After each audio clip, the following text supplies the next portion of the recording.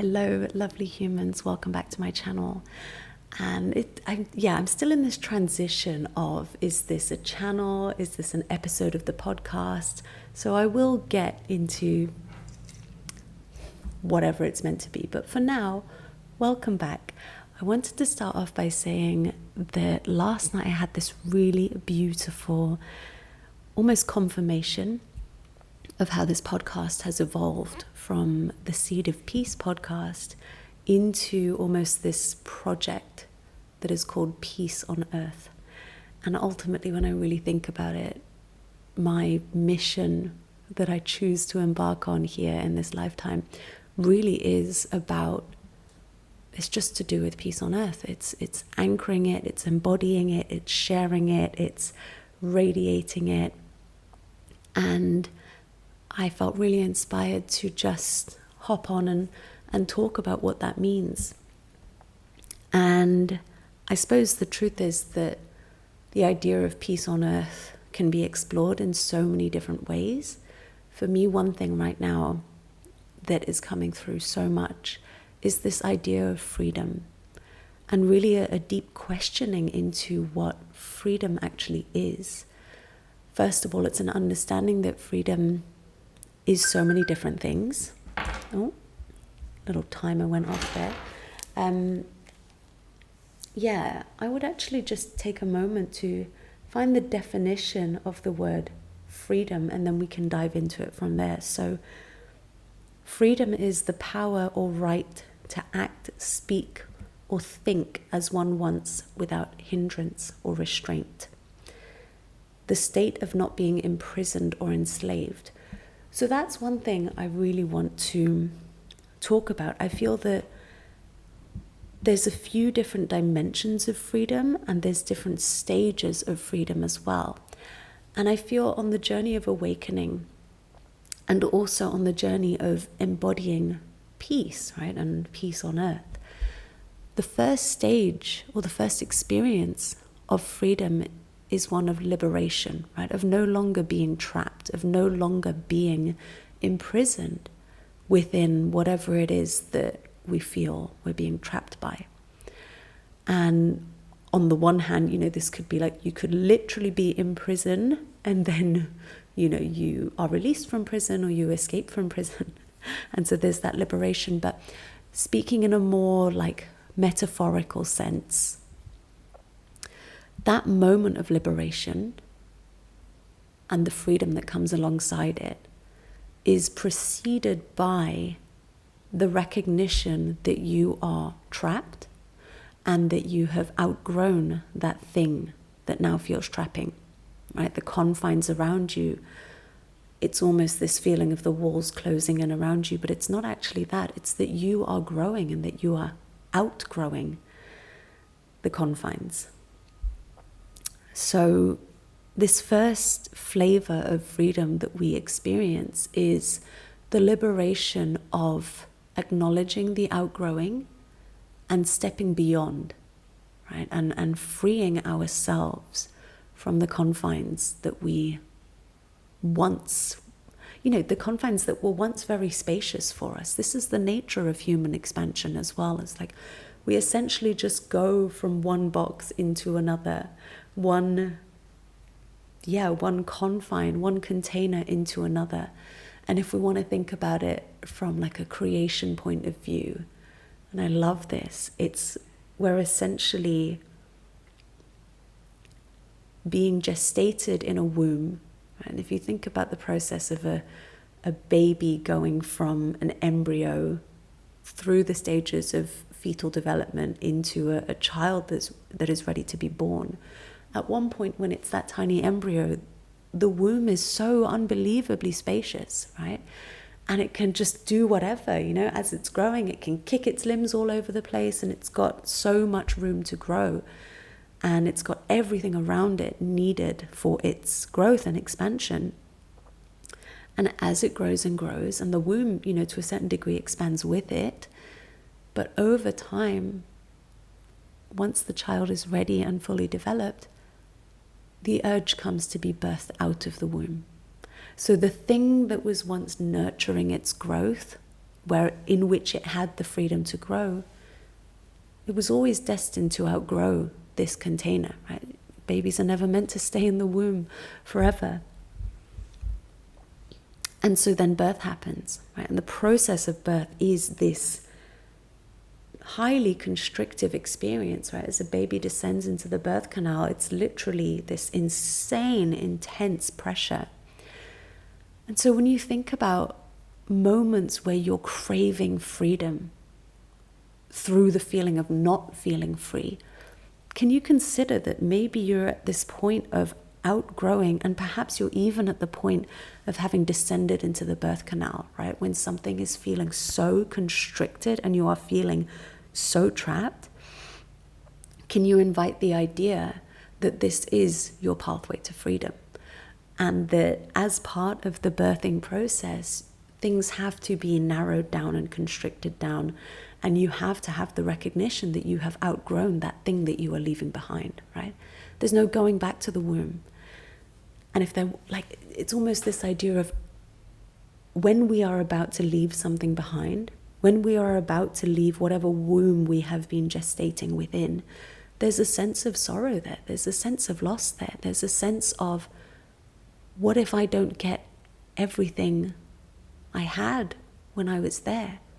Because that womb provided everything that you needed, right? So there's this fear almost. There's this hesitation. Should I leave? I don't know what's out there. And all I know is that I was provided for completely here. So should I just stay here? And even then there's that moment of surrender, right? Of, can I accept this surrender as an invitation to move through and trust the natural cycles of life and nature? Or we can get stuck in questioning, oh, maybe I should stay. Oh, it was kind of cozy here and I know it. And even though it feels really small and cramped, like I know that I'm going to get everything I need.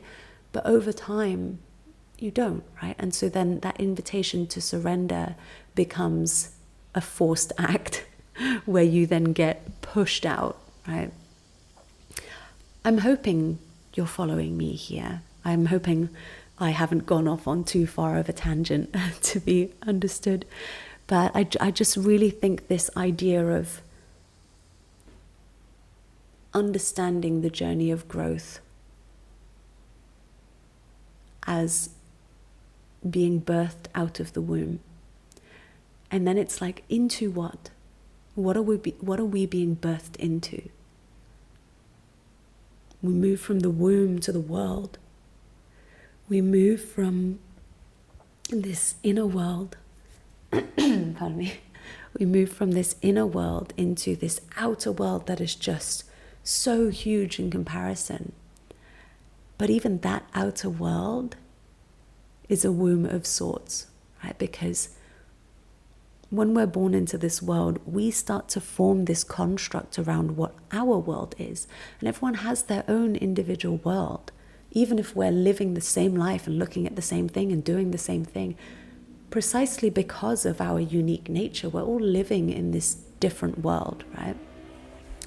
And again, this process of being in this spacious, wide open womb as an embryo happens again, where we develop in this spaciousness, in this nourishment of this new world, which is also a womb of sorts. And eventually we get to the point where that space has nurtured us to that level of growth that it was meant to. And then comes the same process of outgrowing it, descending through the birth canal. And this is the point where people start to feel that restriction. And then the liberation into the next world, the next womb, that rebirth, right? And actually that constriction process, this is the thing that tension, that discomfort that we tend to run away from, that we tend to misperceive as things going wrong. And we can call it the dark night of the soul, we can call it a midlife crisis, we can call it whatever. Essentially, when the world around us, our life starts to feel like it's changing so much starts to feel like it's pushing us out of it, right? Why are the things that used to work so well, why are they not working anymore? Why do I feel like I'm not even welcome in my own life? Why do I feel like I'm not welcome in this world that I've created around myself? Because you have outgrown it, because you are that fully developed baby that is ready to be reborn again, right? And this is challenging for the ego because we like to think that we know.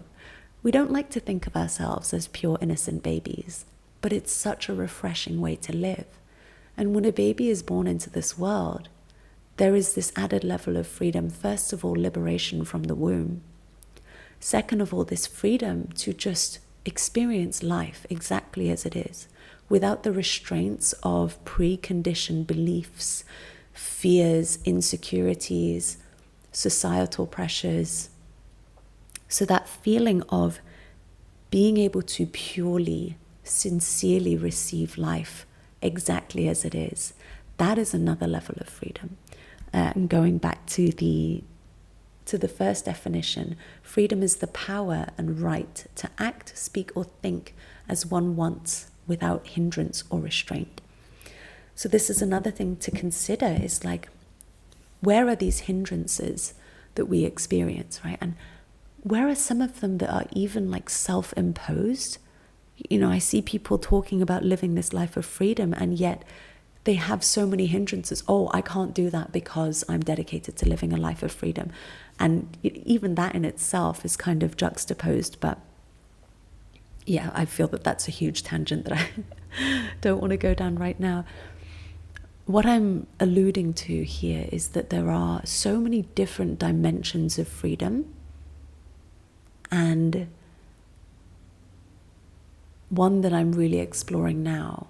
So I suppose when we think about freedom, we think about this, like, I imagine someone just like arms wide open, they're running through a meadow for some reason, and they're just like, yeah, like totally unabashed, and they can just go for miles and miles and miles, and there's nothing stopping them. That's amazing, and that is freedom, right? That's not freedom. But it was coming through to me the other day that there's different dimensions and different directions of freedom, all of which can be explored, right? And this one of like arms open wide, running through a field, this is like a lateral freedom. And this, I feel, is the freedom that is universally recognized, right? When we think of the freedom to travel, the freedom to explore, the freedom to experience, that kind of moves in this outer way. And I think of it as like a viscous liquid being poured and just spreading across the entire surface of something and completely enrobing it, right? And that's amazing. But ultimately, that dimension and that direction of freedom, this lateral freedom, is only ever going to give you the opportunity to experience the surface of something, right? And you can experience the whole entire surface area, every inch of it, but there's a different dimension of freedom, a different direction of freedom that goes within. And this is truly what I am here to explore. A few years ago, I got into drawing mandalas as a meditation, and there's one that I've got tattooed on my side here, and it represents freedom and peace within. And I didn't even, it really landed at the time, and I thought, wow, this feels like such a powerful guide. But it landed recently again of how, like, really one thing that I'm so devoted to is the experience of peace, of course, and freedom within. Because that is the freedom that nobody can take away from you, right? And we all know through the pandemic, right, when travel was restricted, you call yourself free because you can travel the world, but then what if planes didn't exist anymore? What if you're not allowed to leave your country? What if your passport runs out, right? There are so many conditions to that freedom. And yet the freedom of exploring the expanse within, that is completely unconditional. That is completely yours. And the direction that this freedom moves in is like a vertical, penetrative insertion, right? Inward, deep into the thing. And maybe the first level of freedom, as I said, is this liberation to know that you are free to explore, to then explore this lateral dimension of freedom and to experience that opening, and then to go in and understand that there is this freedom that is so free, that it is so completely untethered to anything else. And that is, you are like, oh, it's just, do I even have words to describe this level of freedom? I wonder if I can just send the frequency of it, right? Like, just imagine embodying that level of inner freedom where you never, ever have to run from anything within you. I can look at the world now and say 99.9% of the problems we face in this world, it's down to the fact that people are running from themselves all the time, are running from life all the time. And we're running and we're running and we're running and we're calling it freedom, when the real freedom is within. The real freedom is when you can go within the confines of your being and understand that within you is infinity embodied, right? The depths within you, it's like the ocean times infinity, you know? Like, there is blood that runs through you containing DNA that existed hundreds of thousands, millions of years ago. Do you understand the depth that you carry within you in this moment, right? Like, maybe that explains why so many people are afraid of diving into their own depths, because it is literally infinite. And we feel more comfortable with things that are on the surface because we can see it, because we can trust it, and it feels fun. And I hope I haven't lost anyone here while I'm here swimming around in the depths of inner freedom. And sometimes I wish, gosh, I wish I could share things that were more tangible, and perhaps it will evolve into that over time. But right now I really want to honor the downloads that come through and just share this space that I'm in of so joyfully experiencing and exploring this inner freedom. And I will share as well the background, you know, the wider context here is that I was terrified of what was within here, right? Absolutely terrified, because I had such a strong inner critic. I had such aggressive ways of relating to myself, and I had such dark and negative beliefs about what life was. And so to be in this space now of resting in how safe it feels, how wonderful it feels to call this body, this soul, home, and to just joyfully explore through it, and to always be so pleasantly surprised and in awe. You know, when you make a discovery, when you learn something new, or like discovering something for the first time, and you're like, oh, what? That's what it feels like. And even when it comes to like the shadow work and working with traumas, after a while you realize it's not dark and it's not scary. It's so liberating. It really is, because the things that you're hiding from and the things that you're running from within are the very things that are keeping you trapped, because you're running, right? They're keeping you imprisoned. And all that it needs, and I say all that it needs as if it's the easiest thing ever, it actually is very simple once you get past the initial fear of it. But it's about making that choice to be with yourself within, being in devotion to the highest form of freedom, which is the freedom within, right? Being devoted to anchoring peace into the places that once felt like chaos. This is truly the way of unconditional, untouchable freedom. The freedom that you can just be in your bedroom staring at a wall and be like, I am so free. I'm so free. You know, so free from all the things that I've been running from in my mind, in my past, in this life. So I'm anchoring that with you here today. If you've been listening and receiving this, thank you so much. I'm so grateful to be with you today. I'm so grateful that you're here.